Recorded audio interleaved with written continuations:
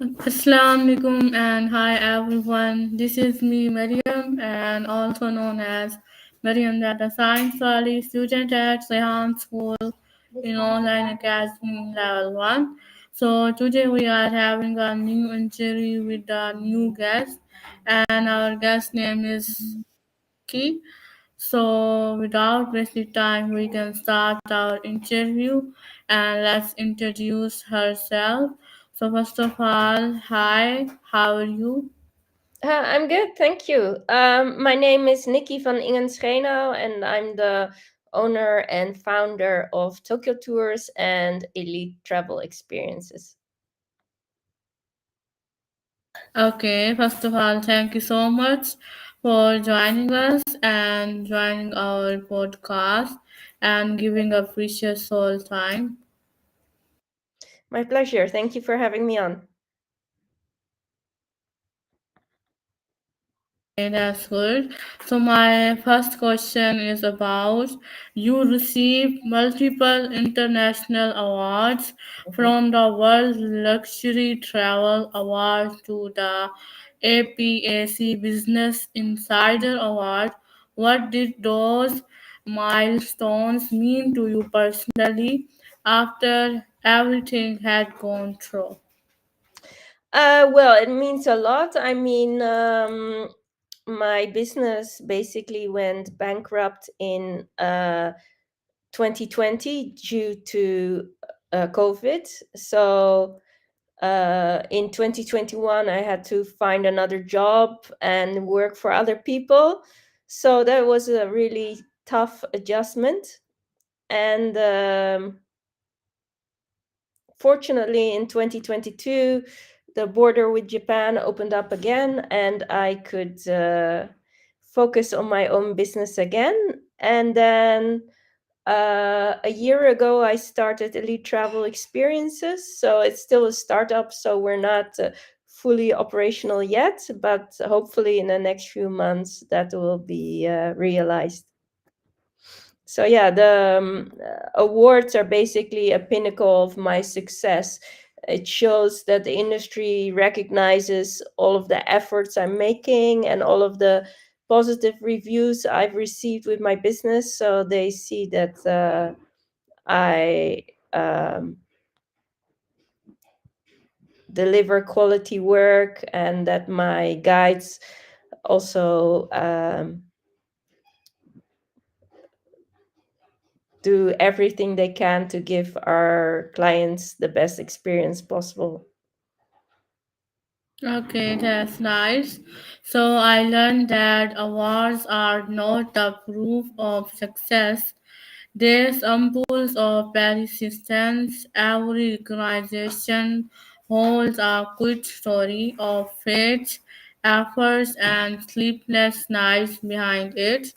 So my next question about your tours are often described as life-changing and soulful, not just luxurious.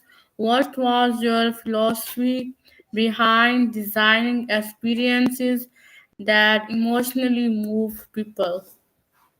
Well, we work very client centric. So um, even though clients can all book the same tour on our website, we still try to get to know the client. And before each tour, we will go over with the client what we are going to do that day.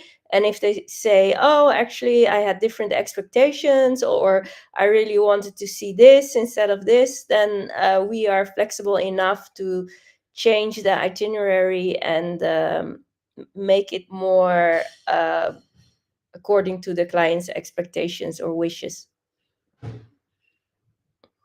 Okay, so I learned that real hospitality is emotional, not mechanical.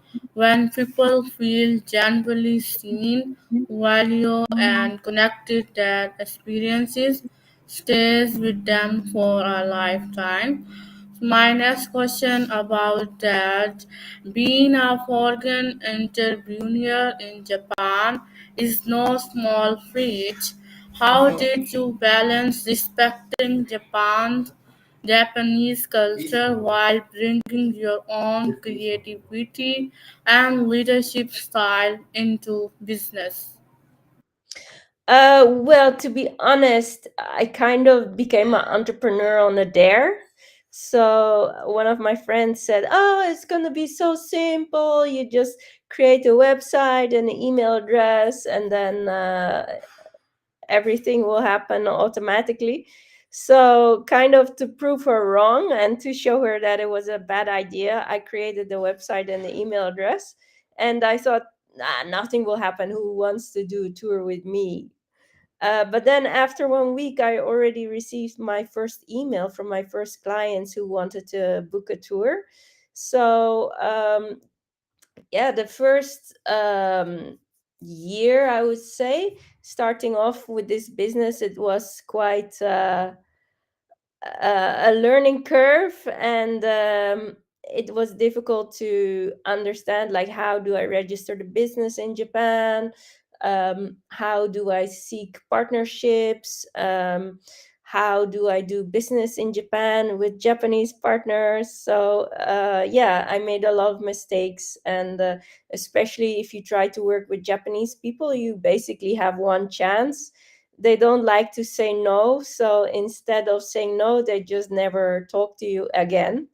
So you need to be very mindful of what the Japanese business etiquette is like, so you don't burn any bridges. Right.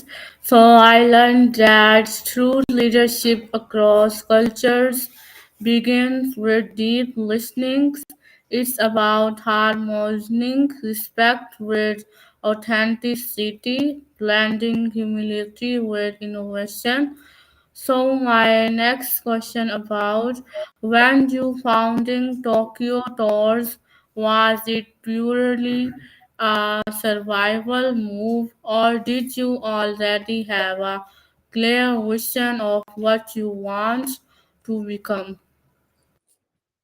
No, it was actually quite funny because my image was, that's why I called the business Tokyo Tours, that I was just going to be a tour guide and I would show people around and that's it. But then after 3 months, a girl, she emailed me and she said, "Would you consider hiring me?" And then I thought, I never thought about that, but that actually sounds really good. So, yeah, sure, why not? Come and work for me. And then slowly it started to develop, and I started to hire more guides and collaborate with travel agents in the Netherlands. And then those travel agents also had their own requests, like, okay, it's nice that you have guides in Tokyo, but what about Kyoto? And what about Osaka? And what about Hiroshima? And what about Nagasaki? And slowly, slowly, it started expanding. So my vision for Tokyo tours was actually quite narrow, but due to circumstances it was widened, and yeah, it grew far beyond what I ever expected it to be. Oh, that's words.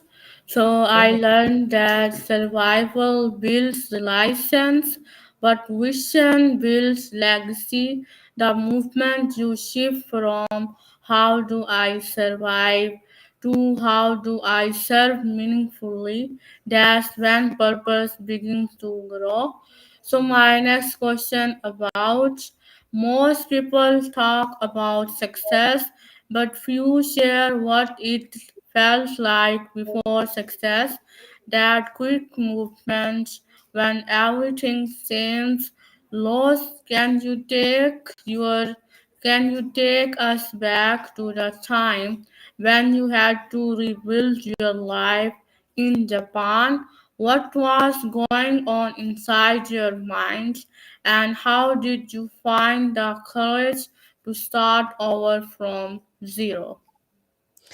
Yeah, I mean, 2020 was a really rough year. In 2018 and 2019, I lost both my parents consecutively. And then in 2020, I lost my business. That's also when I got separated from my husband. So there was a lot of loss in my life and a lot of difficult things to contend with. But actually, that kind of put me into a fighting mood. So I decided to go and exercise, to lose weight.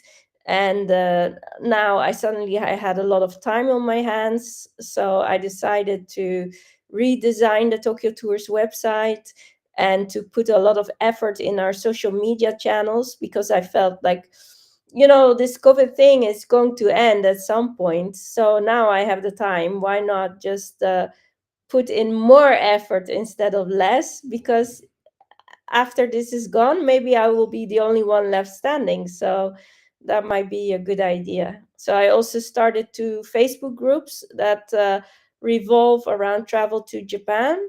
And one of them has close to 250,000 members, and the other one is around 7,000. So yeah, I mean, don't let anyone or anything tell you what to do. Just keep your own vision and do whatever you think is right. Okay, that's a really good thing. So, in this answer, I learned that courage doesn't appear all at once.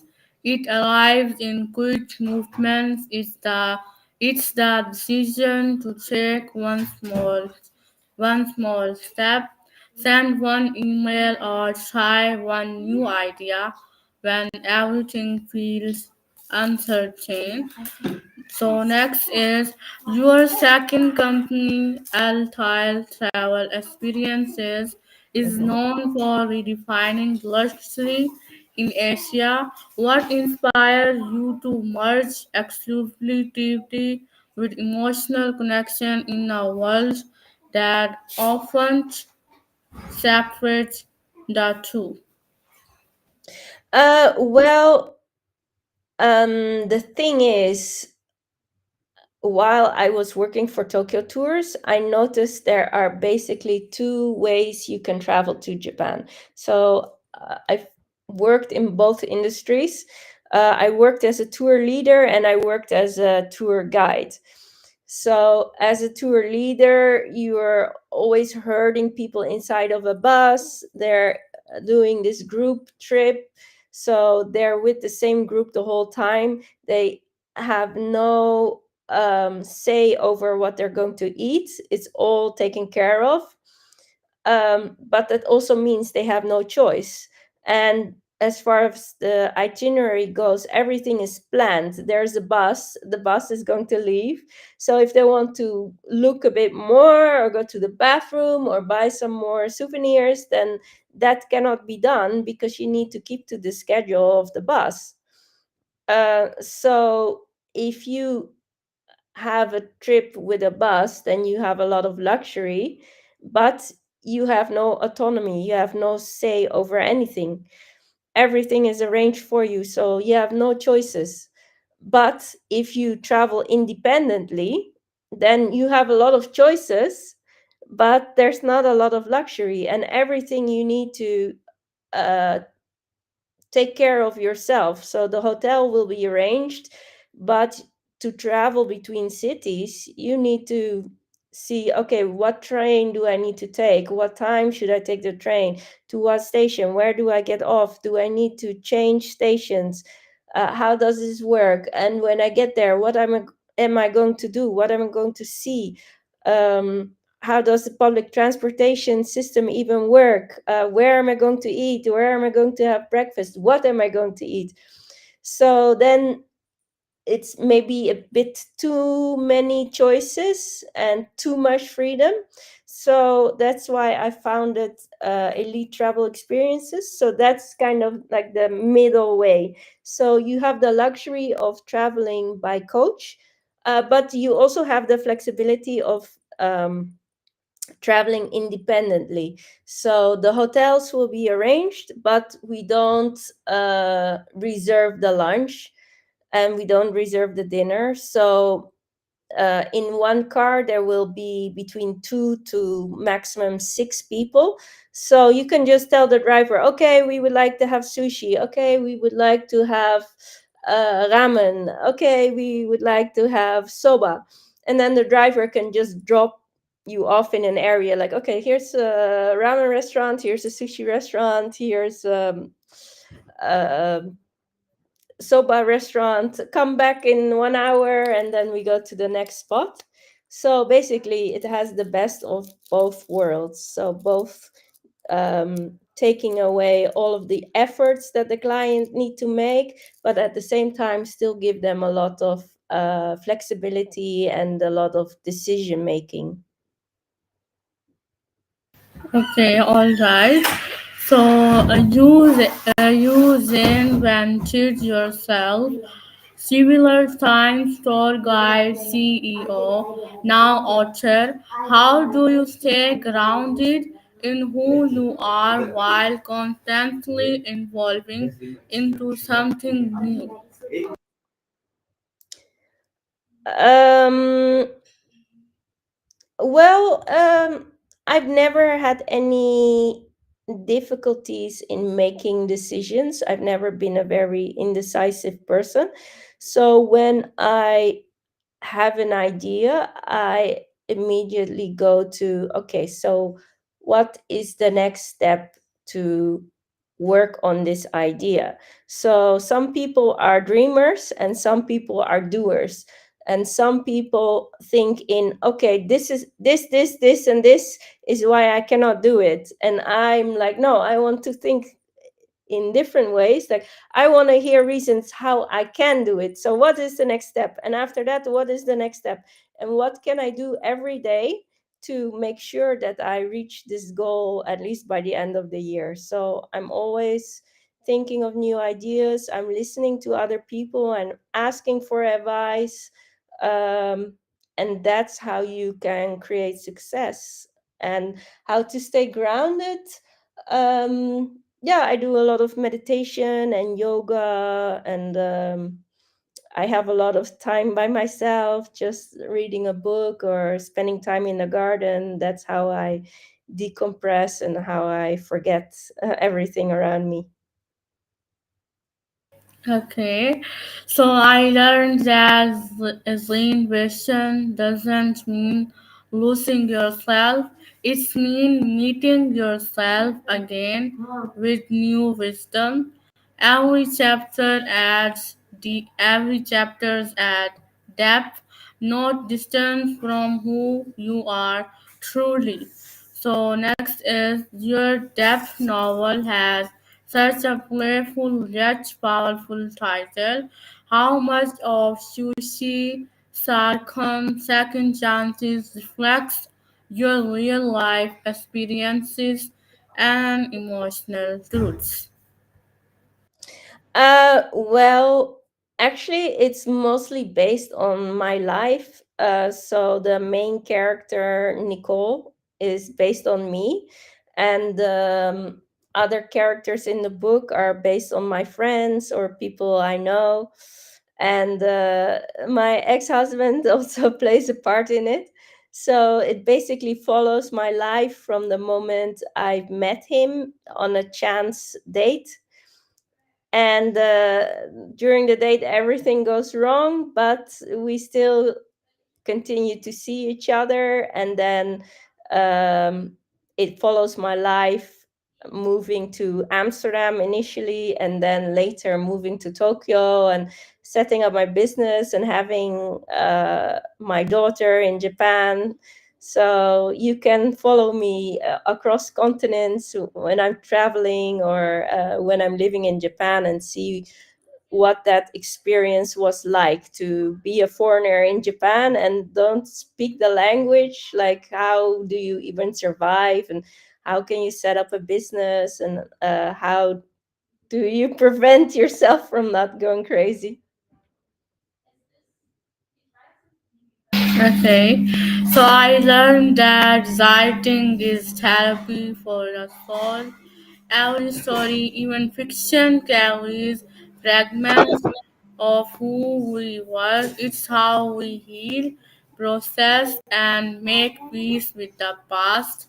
So, in the world changing rapidly through technology and global shifts, where do you see the future of luxury and culture travel healing?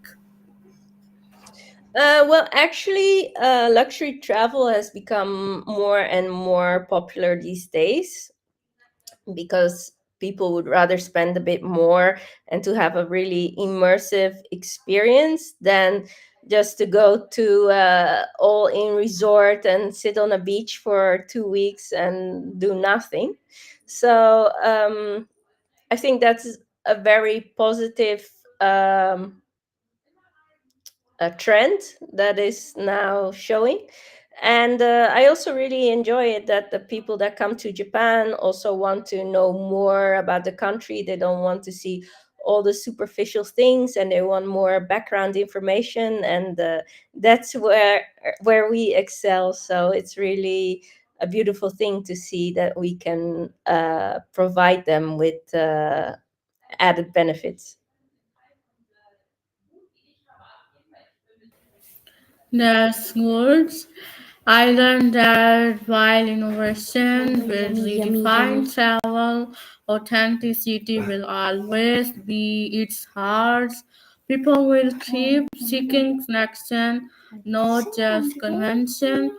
So that's next is in if someone listening right now feels lost, broke, or hopeless, what would you tell them as someone who has rebuilt her life from the ground up?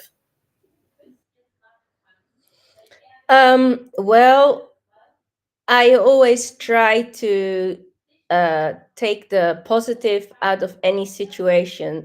So, of course, I gave up my life to go to Japan. I left my job. I left my family behind. I went to a country where I didn't speak the language. I didn't know anyone.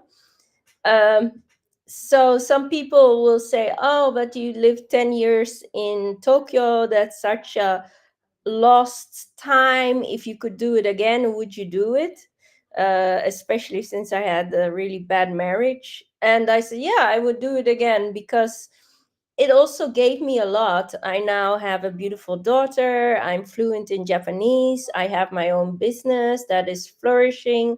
Even though my husband never really supported me in the business, I still managed to do it on my own. So, um, with any negative situation, see what you can learn from it, see how it made you into the person you are today. I mean, nothing is 100% negative or 100% positive. There's always things that you can learn from it and things that you can do better in the future, or even things you can do to prevent the same situation from happening again. Okay, so I learned that rock bottom isn't the end, it's solid ground to build something truer. So, Nikki, when people look back at your incredible journey years from now, what do you hope they remember most about you? Well, I hope that they will remember my determination and my grit and my passion for doing the things that I'm doing, and the fact that I don't accept the answer no. So even if people say no, I still want to see, maybe there's another way, maybe there's something I can try. Let me think about this. So don't accept no, always ask questions, always ask why. And if you are consistent in what you do and you try and be better every day, then in the end you will be successful.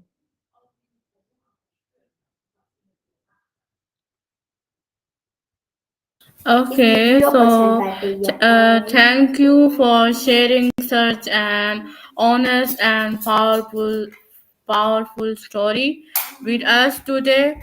Your journey reminds us that license isn't built in comfort, it's built in courage. From rebuilding your life in Japan to creating true global travel brand and now stepping into authorship, you will shown that reinvention is not just possible, it's beautiful. So to everyone listening, may this conversation remind you that no failure is final, no dream is too big, and no new beginning comes too late. So thank you for your time, your wisdom, and your heart. So that's ended, and our time is 12:22 a.m. in the midnight in PK, Pakistani Standard, and date is 14 November 2025. So thank you so much for giving up precious all time and sharing your inspiring story. So goodbye, take care, and nice to meet you. Yes, well, thank you for your nice and kind words. And thank you for inviting me on. It was a pleasure to talk to you. And I hope your followers will enjoy our conversation. You're welcome.